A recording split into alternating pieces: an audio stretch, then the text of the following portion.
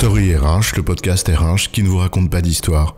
Bienvenue à toutes, bienvenue à tous. History is made of stories. Dans cet épisode, nous allons, une fois n'est pas coutume, nous moquer un petit peu de certaines pratiques sur LinkedIn.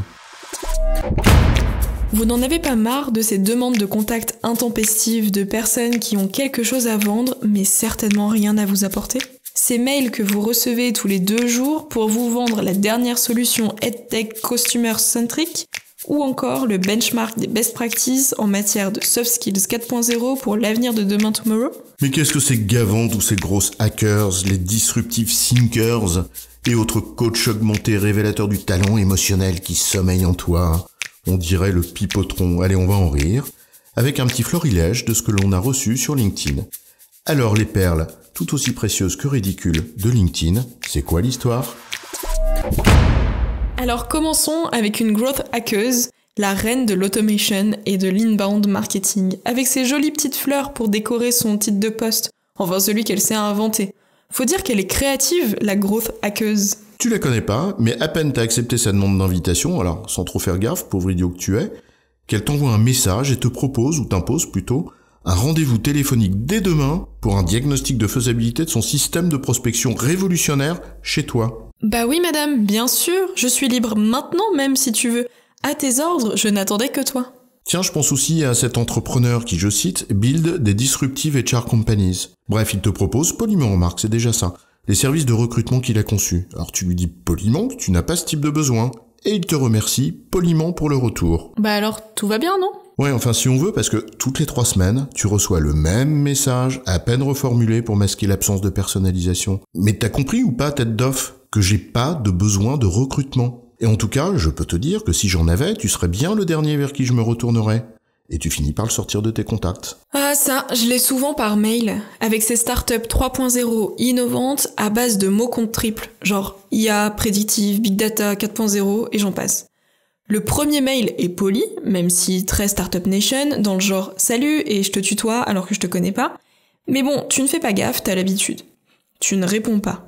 Et après s'ensuivent des dizaines de messages tous les 2 jours s'inquiétant de savoir si tu as reçu le précédent. Peut-être n'aviez-vous pas vu mon mail ? Maë, je suis inquiet, vous n'avez pas répondu. Bah oui, et pour cause, on ne se connaît pas. Dans le genre, j'aime bien aussi les recruteurs. Comme cette recruteuse en marketing qui m'a contacté sur le registre. J'ai vu que tu étais en recherche d'opportunités. Tes expériences passées et ton expertise en marketing digital correspondent exactement au profil que je recherche. Es-tu ouvert d'esprit pour découvrir une activité en télétravail ? T'as vu ça où ? J'étais en recherche d'opportunités et que j'étais un expert en marketing. C'est une blague ou quoi ? C'est vrai que c'est pas très ciblé. Peut-être que t'aurais dû la mettre en contact avec cette fameuse startup 4.0 qui t'avait envoyé un mail quelques jours avant. Mais je crois que la palme d'or peut être décernée à ce CEO, Human Centric Love Bisounours, qui te contacte pour te partager son guide de l'engagement des employés. Avec des phrases d'accroche du type « Vos employés sont souvent absents »,« Vous souhaiteriez renforcer l'engagement de vos salariés ?» Bon, en fait, j'ai pas d'employés, mais pourquoi pas, si le contenu est intéressant. Puis tu vois qu'il te promet des résultats miracles en 5 tips stratégiques actionnables en 2 jours. Et là, tu commences quand même à froncer les sourcils, mais soit. Et là, comme un abruti, tu cliques sur le contenu, bingo, des pop-up dans tous les sens où il faudrait alors laisser ton nom, ton prénom, ton adresse email, le nom de ta boîte, et c'est limite s'il ne demande pas ton numéro de sécurité sociale, ton numéro de carte vitale et si tu as une assurance vie en plus. Et à la fin, tu finis par télécharger un PDF de 2 pages, à peine mis en forme, et qui te conseille de faire appel à ses services. En fait, je me demande si tout ça, ça marche.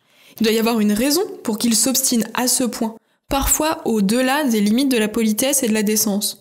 Rappelle-toi, c'est comme cette boîte qui nous avait proposé un partenariat, avec des gros guillemets à partenariat, qui consistait à ce qu'on paye pour leur permettre d'utiliser notre contenu gratuit. Attends, là j'ai pas très bien compris, tu me la refais ?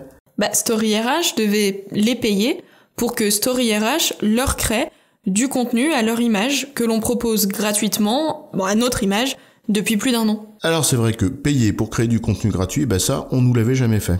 En fait, ceux qui ont quelque chose à vendre, coûte que coûte, ont bien souvent pas grand-chose à dire.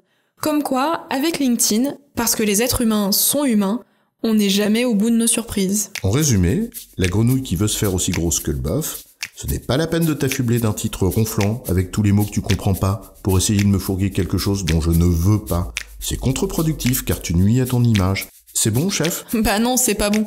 Mais on va pas en faire toute une histoire. Story RH, le podcast RH qui ne vous raconte pas d'histoire. Retrouvez tous les épisodes sur storyrh.fr.